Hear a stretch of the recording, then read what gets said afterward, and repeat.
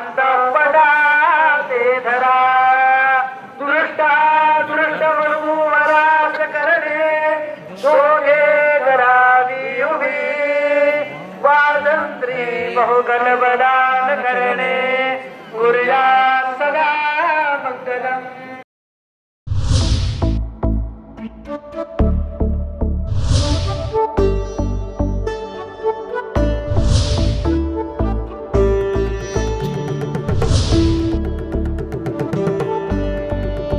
महाराष्ट्र कर्नाटक राज्याच्या सीमेवरील या गावाची महालक्ष्मी यात्रा आजपासून सुरू झाली। यात्रेच्या पहिल्याच दिवसापासून भाविकांमध्ये मोठा उत्साह दिसून आला। निसर्गरम्य परिसर असलेला हा भाग आज भंडाऱ्यात माखून गेलेला होता। सदर यात्रा पुढील 9 दिवस सुरू राहणार असून आज सायंकाळी श्री महालक्ष्मी गदगेवर विराजमान होणार आहे। बुधवारपासून देवीची ओटी भरण्याचा कार्यक्रम सुरू होणार आहे। यात्रा काळात येणाऱ्या भाविकांसाठी ग्रामपंचायतीकडून पिण्याच्या पाण्याची व्यवस्था, आरोग्य व्यवस्था, रस्ते यासह इतर मूलभूत सुविधांची चोख व्यवस्था करण्यात आली आहे। याचप्रमाणे कोणताही अनुचित प्रकार घडू नये यासाठी सीसीटीव्ही कॅमेरे बसविण्यात आले आहेत, अशी माहिती ग्रामपंचायत अध्यक्ष यल्लाप्पा पाटील यांनी दिली।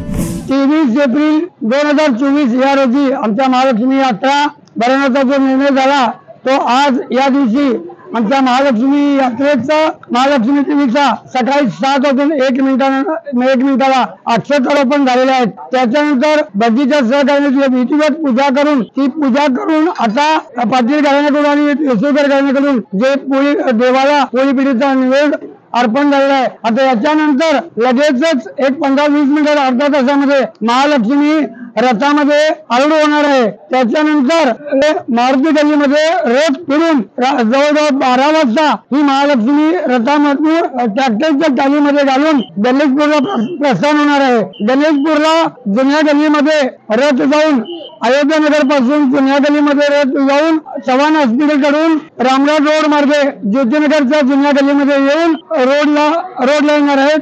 प्रत्येक भाविकांनी यांचं दर्शन घेऊन सूर्यास्त व्हायच्या अगोदर महालक्ष्मी व्यंकटाईच्या इशीमध्ये येणार आहे। त्याच्यानंतर महालक्ष्मी रात्रभर लक्ष्मी रथामध्ये इथंच राहणार आहे। समाजसेवक मोहनेश्वर गरग यांनी यात्रेबद्दल माहिती देताना यात्रा काळात पुरविण्यात येत असलेल्या सुविधांबद्दल सांगितले। यात्रेसाठी येणाऱ्या भाविकांचे स्वागत करत यात्रेसाठी त्यांनी शुभेच्छा दिल्या। बेनकनई गावची महालक्ष्मीची यात्रा संपन्न होत आहे। सकाळी 7 वाजून 1 मिनिटानं अक्षतारोपण झालेलं आहे।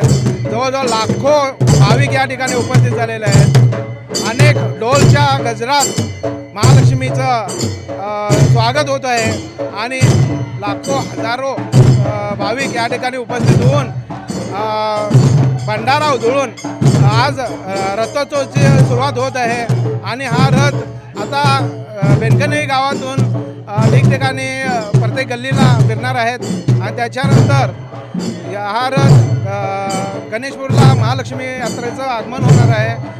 आणि अनेक वर्षानंतर प्रतीक्षा होती की या गावची लक्ष्मी व्हावी आणि 33 वर्षानंतर मोठ्या उत्साहाने ही लक्ष्मीची यात्रा साजरी होत आहे। यात्रेच्या पार्श्वभूमीवर या भागात झालेल्या विकासकामांचा आढावा ग्रामपंचायतीचे माजी उपाध्यक्ष आणि विद्यमान सदस्य मोहन सांबरेकर यांनी दिला।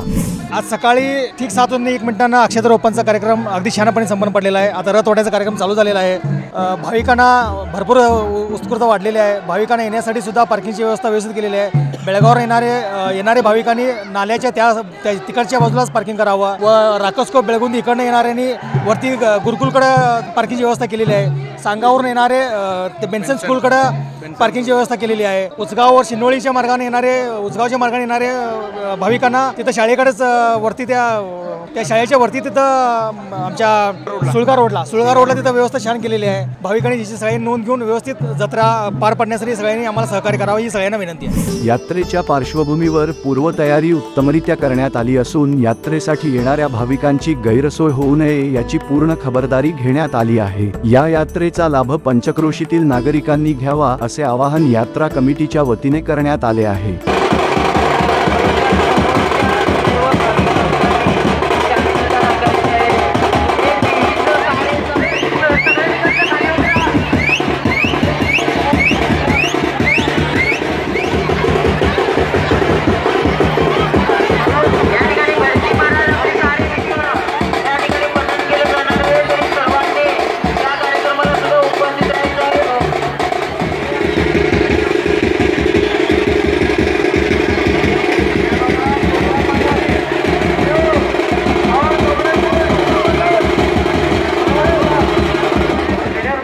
असतो त्याचा ती वध करते.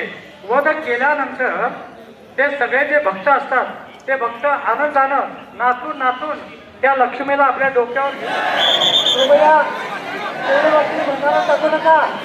अजून देवीचा कार्यक्रम आहे.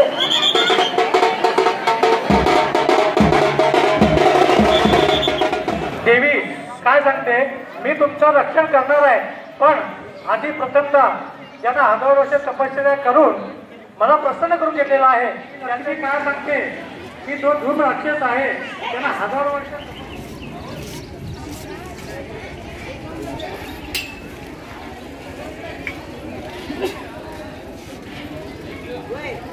माईकडे यायचं आहे.